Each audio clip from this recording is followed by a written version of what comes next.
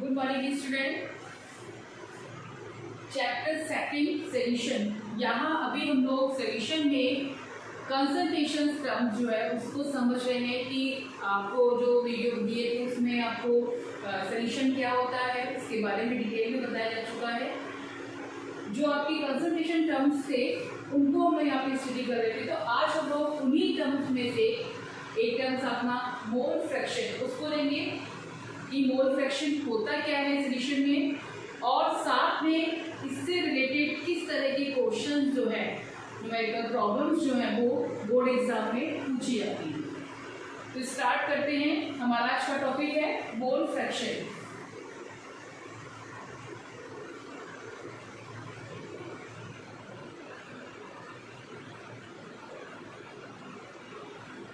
Mole fraction तो जो होता क्या है, फर्स्ट मोल फ्रैक्शन में से हमें पता है कि सॉल्यूशन जो है हम लोग यहाँ पर जो सॉल्यूशन पढ़ रहे हैं हम लोग किस टाइप का सॉल्यूशन है, बाइनरी सॉल्यूशन।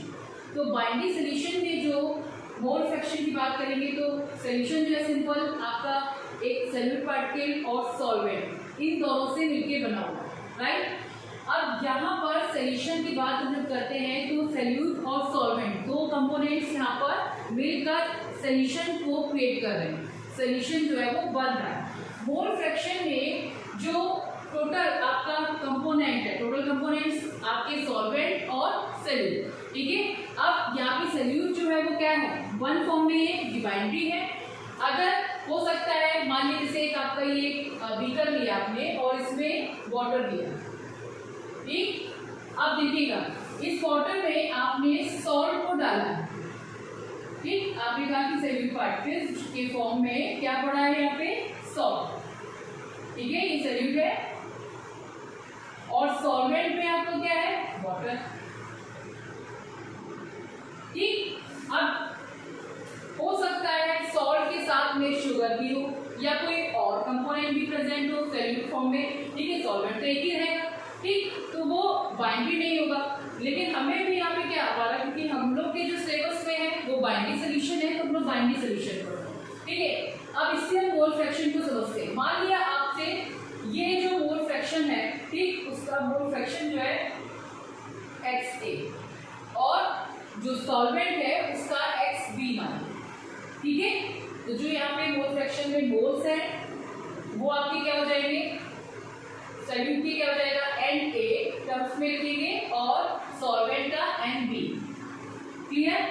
अब यहाँ पर जो मोल फ्रैक्शन होगा वो क्या होगा, जैसे मान लिया आपने सॉल्ट का निकाल रहे हैं मोल फ्रैक्शन, तो जो भी सॉल्ट का मोल नंबर मोल्स होंगे और जो आपके इस सॉल्यूशन में सॉल्यूट और सॉल्वेंट दोनों के जो कंपोनेंट्स, जो ये कंपोनेंट्स के जो मोल्स होंगे इन दोनों का जो रेशियो होगा वही आपका मोल फ्रैक्शन होगा, ठीक है। इसको हम लोग थोड़ा और क्लियर करते हैं। मोल फ्रैक्शन जो है वो सॉल्यूशन चैप्टर का एक बहुत ही इंपॉर्टेंट पार्ट है, इससे काफी क्वेश्चन जो है वो पूछे जाते हैं, ठीक है। तो ये हम कह सकते हैं कि सॉल्यूशन का एक बहुत इंपॉर्टेंट सॉल्यूशन वाला जो चैप्टर है इस सॉल्यूशन में भी ये मोल फ्रैक्शन जो है वो बहुत ही इंपॉर्टेंट रोल जो है वो प्ले करता है, ठीक। तो इसको हम लोग मोल फ्रैक्शन को फर्स्ट लिखेंगे कैसे, जैसे मोल फ्रैक्शन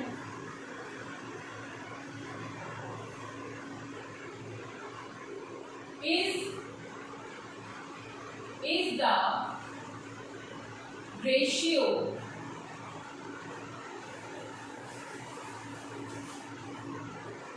वाटर हमने यहाँ लिख दिया और ये XB है, ठीक है। इसको थोड़ा ध्यान से देखिएगा। मोल fraction is the ratio of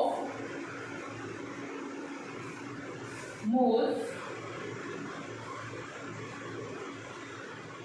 of one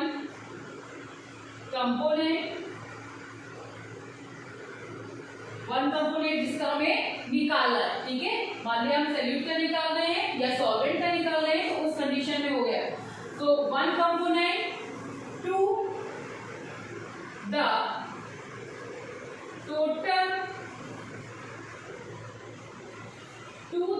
total number of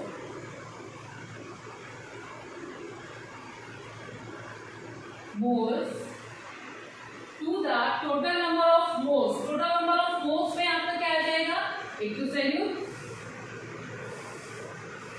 और दूसरा आ जाएगा सॉल्वेंट।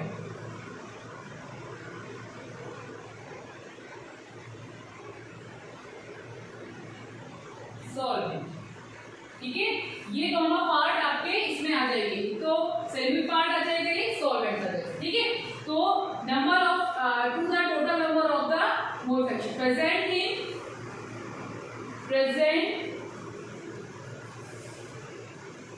इन द सॉल्यूशन, किसमें प्रेजेंट है, सॉल्यूशन, ठीक। Mole fraction is the ratio of moles of one component to the total number of moles present in the solution। जो उस solution में जितने component present हैं, ठीक है, उसका एडिशन ले लिया और जिसका निकालना है, ठीक, इन दोनों का जो रेशियो है वो हमारा क्या है, मोल फ्रैक्शन। इसको हम लोग फॉर्मूले में कैसे लिखेंगे, मान लिया आपका मोल फ्रैक्शन में यहाँ पर देखिए XA निकालना है, यानी कि सॉल्यूट पार्टिकल कंपोनेंट का निकालना है, ठीक। तो लिखेंगे mole fraction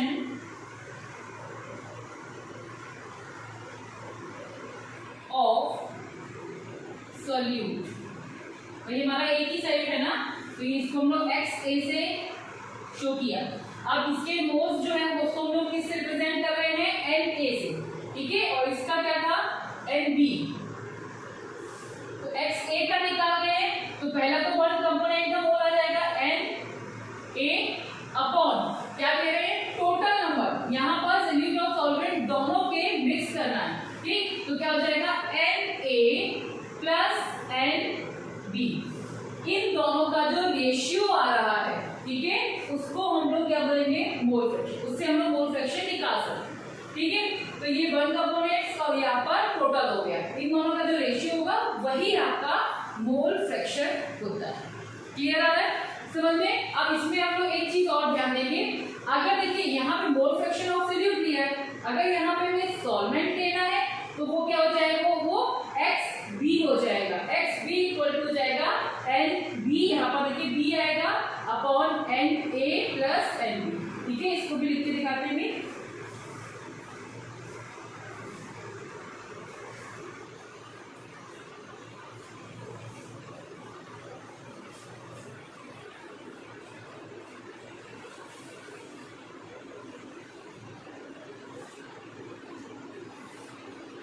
mole fraction of solvent, यहाँ पे हमारा क्या है, सॉल्वेंट, ठीक है। तो सॉल्वेंट का हमने क्या लिया है, XB, ठीक है, सॉल्वेंट का हमने XB माना है, तो XB इक्वल टू क्या हो जाएगा, यहाँ पर NB हो जाएगा क्योंकि ये सॉल्वेंट है, और NA प्लस NB, ठीक। देखिए ये बाइनरी सॉल्यूशन के लिए है, अगर आपका यहाँ पे तीन यानी कि दो सॉल्यूट और एक सॉल्वेंट होता, एक सॉल्वेंट ही रहेगा, दो सॉल्यूट है, तीन है, तो वहां पर क्या होगा, यहाँ पर वो आपका नंबर जो होगा वो बढ़ जाएगा, ठीक है। यहाँ तो वही रहेगा जिसका हम निकाल रहे हैं, ठीक, एंड B है C हो जाएगा, तो वहां पे लेकिन जो होगा वो टोटल नंबर आ जाएगा NA plus B plus C, ठीक है। इस तरह से हम लोग उसको मोल फ्रैक्शन को निकालेंगे। अब यहाँ पर एक और टर्म जो है वो एक इम्पॉर्टेंट पॉइंट है कि यहाँ पे पूरा ये मोल्स, तो मोल्स तो आप समझ रहे हैं ना, जो उसके वहाँ पे कंपोनेंट जो प्रेजेंट है, ठीक है। तो मोल्स अगर हमें निकालना हो तो उसके लिए क्या करते हैं हम लोग, जो मोल्स होते हैं, अगर हम लोग उसके वेट की बात करते हैं तो जो मोल्स निकालते हैं वो क्या होता है, उसका गिवन मास, जो भी किसी भी कंपाउंड में मोल्स जितने प्रेजेंट हैं उस कंपोनेंट का वो निकाला है, उसका given mass upon molecular mass, इससे हम लोग मोल्स को निकालते हैं, कितने उसमें मोल्स जो है वो प्रेजेंट होते हैं, ठीक है। क्योंकि अभी इस तरह के क्वेश्चन जो होंगे वो आपके आगे आएंगे, ठीक है। तो एक तो हो जाएगा गिवन मास, मोल्स निकालने के लिए मोल्स गिवन मास, जो उसका क्वेश्चन में मास दिया होगा उस पे या उसका वेट जो दिया होगा, ठीक है, अपॉन मॉलिक्यूलर मास, इससे हम लोग क्या निकालेंगे, मोल्स उसके निकालेंगे, कितने मोल्स प्रेजेंट हैं। अगर आपको मोल्स का नहीं दिया, क्योंकि डायरेक्टली एकदम से क्वेश्चन तो ये आपका इस तरह से पूछा जाएगा नहीं कि आपका डायरेक्टली यहाँ पे उन्होंने मोल्स फ्रैक्शन पूछा है, वहाँ पे कुछ ना कुछ वो घुमा के देंगे। 12th क्लास है आपका, ठीक है, तो वहाँ पे इस तरह की जो पॉइंट्स हैं वो बहुत बीच में काम आएंगे आपके, कि मोल्स को निकालना है या नंबर उसके कंपोनेंट्स में किस तरह से क्वेश्चंस में वहाँ पे सेल्यूट पार्टिकल और सॉल्वेंट का दिया है, तो वो दोनों ही चीजें देखते हुए वहाँ मोल्स को हम लोग निकालें, ठीक है। अब यहाँ पर एक टर्म्स मोल फ्रैक्शन में बहुत इंपॉर्टेंट है, जिसको आप लोग इसको अलग से लिख लीजिएगा, एक बॉक्स को बनाकर, है ना, बॉक्स बना के लिखा जाता है ना, या अलग इनके उससे लिख लीजिएगा, कोई अदर इंक का यूज करके, ठीक है। नॉर्मली कहने का मतलब है कि आप जो पॉइंट है इसको अच्छे से लर्न कर लीजिएगा, ध्यान रहे, इसीलिए आगे यहाँ पर XA और XB, XA क्या है, मोल फ्रैक्शन जो सेल्यूट का है, XB क्या है, जो सॉल्वेंट का है। इन दोनों का एडिशन जो होता है वो हमेशा 1 के इक्वल होता है, इस टर्म को याद रखिएगा, ठीक है। 11 में बहुत सारी चीजें आप पढ़ चुके हैं, ठीक, लेकिन एक बार थोड़ा सा इसको हम लोग करेंगे, क्योंकि हम लोग के ये क्वेश्चन जो है वो इससे रिलेटेड बहुत ज्यादा पूछे जाते हैं, बोर्ड एग्जाम में भी, कॉम्पिटिशन एग्जाम में भी, ठीक है। तो फिलहाल तो हमें बोर्ड एग्जाम की अपनी तैयारी करनी है, तो उसके लिए हमें ये सारी चीजें अच्छे से आनी चाहिए। जब हम लोग एक एक पॉइंट क्लियर करेंगे तभी हम लोग आगे उस चीज को सॉल्व कर पाएंगे, ठीक। तो XA जो होगा और XB जो होगा, इन दोनों का एडिशन जो होगा किसके बराबर होगा, 1 के, हमेशा 1 के बराबर रहता है। इसको हम लोग इस तरह से देखिए प्रूफ भी कर सकते हैं, इसको प्रूफ करके दिखाते हैं भी। यहाँ पर देखिए XA है, ठीक है, XA हमारा कितना है, NA upon NA plus NB, clear. दूसरा XB जो है वो कितना है हमारा, XA की जगह देखिए ये वैल्यू रख दिया, इसको हटा देते हैं, और XB जो है वो हमारा कितना है, plus NB upon NA NB, ठीक है, क्लियर। अब यहाँ पर देखिएगा डिनोमिनेटर जो है वो तो सेम है, तो इसका एलसीएम अगर हम लेते हैं तो क्या आ जाएगा, NA प्लस NB, किसी को दिक्कत नहीं होगी। जब इसको हम लोग पूरा इसको सॉल्व करेंगे तो ये तो कट क्रॉस जाएगा, यहाँ पर NA और NB बचेगा, ठीक, दोनों टर्म्स जो है वो एक जैसे हैं, इसको कैंसिल कर दिया एक दूसरे से, और ये आ गया आपका 1, ठीक। तो 1 क्या हो जाएगा, ये इस टर्म में हमने वैल्यू रखी थी ना, तो 1 = 1, यानी 1 के बराबर आ गया, ठीक है। और अगर यहाँ पे हमारे 3 कंपोनेंट होते, मान लिया NA NB NC होता, तो भी हमारा क्या होता, एलसीएम उसको हम लोग लेते, ऊपर टर्म्स जो होते हैं वो 3 पॉइंट में आते हैं, वहाँ पे हम लोग का कट जाता, वो भी कट होता।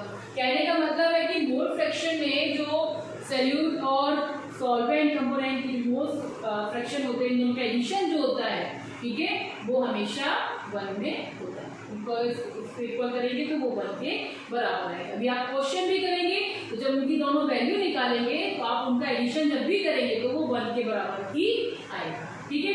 चलिए एक एनसीईआरटी का क्वेश्चन ले लेते हैं, एग्जांपल है एनसीईआरटी का,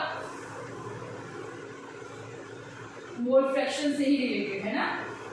ये कंसंट्रेशन टर्म्स की जो न्यूमेरिकल प्रॉब्लम है बहुत ज़्यादा आती हैं, ये सारे मोलैरिटी नॉर्मलिटी वगैरह का, और ये आपके आगे हर एक पार्ट में यूज होगा, है ना। क्वेश्चन लिखेंगे हम लोग, कैलकुलेट द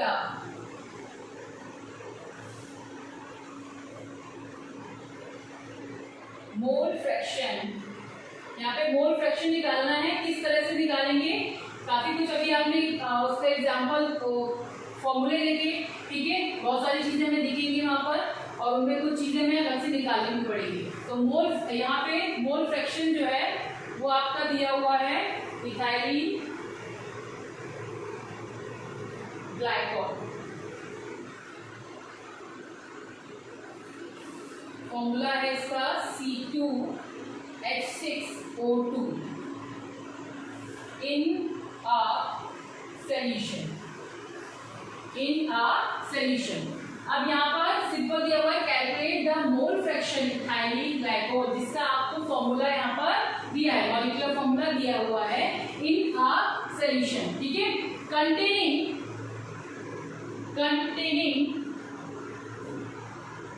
20 ग्राम।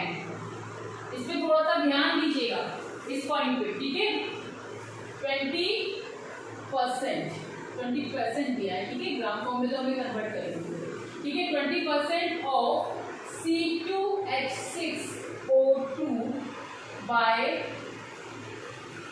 मास।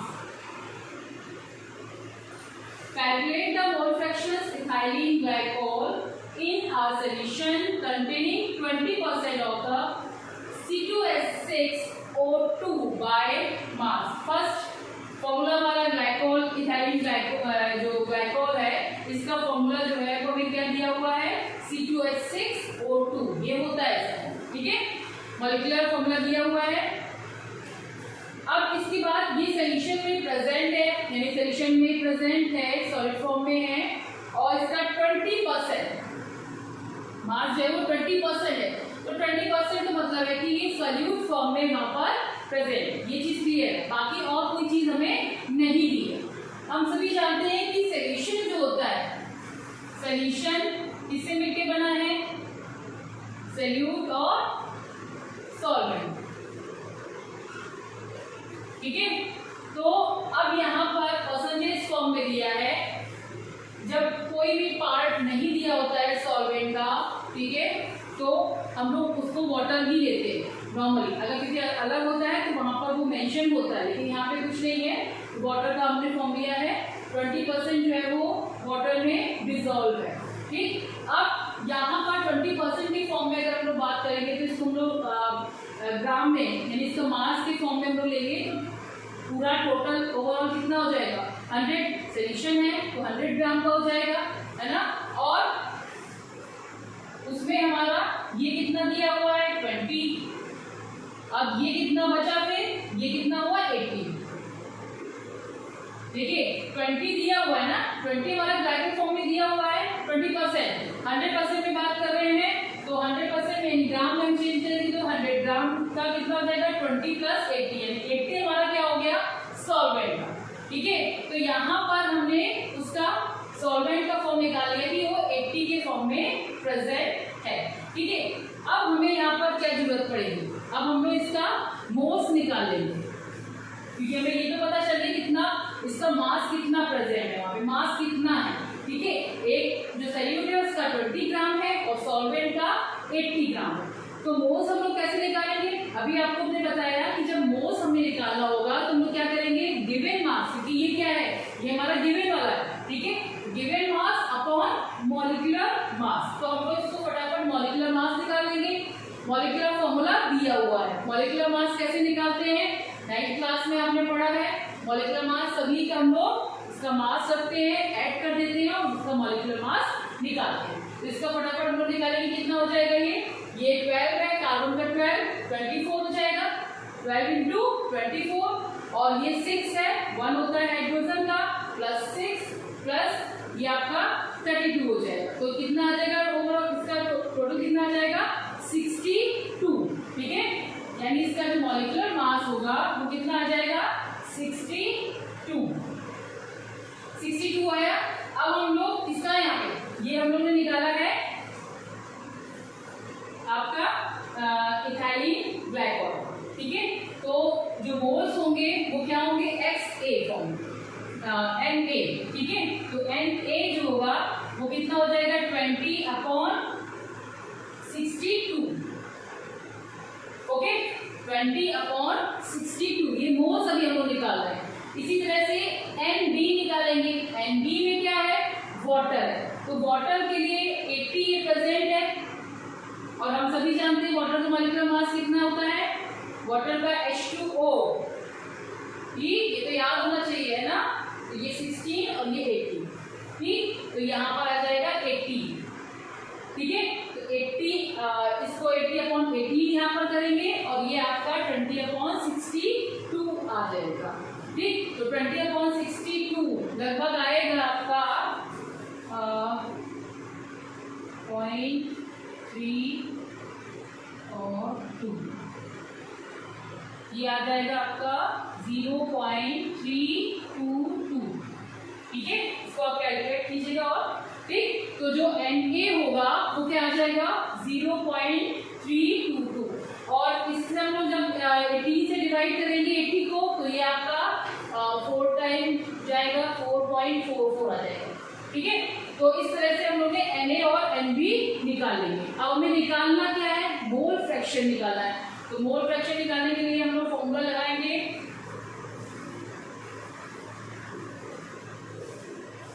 बहुत सीधे टर्म्स में नहीं पूछते हैं, हमेशा थोड़ा सा घुमाते हुए पूछेंगे, है ना। एकदम एक्चुअल फॉर्म में नहीं पूछ देंगे कि मोल फ्रैक्शन इक्वल टू आपने डायरेक्टली मोल्स कर दिए और आपका आ गया आंसर, ठीक है। तो यहाँ पर XA इक्वल टू क्या होगा, NA upon NA plus NB, ठीक है। NA हमारा क्या है, NA ये 0.322 अपॉन 0.322 प्लस 4.44, ठीक है। इसी तरह से XB भी निकाल ले, XA निकाल रहे, अभी तो फिलहाल मैंने XA पूछा है, आप XB भी निकाल सकते हैं, NB NA प्लस NB, ये आ जाएगा आपका 4.44,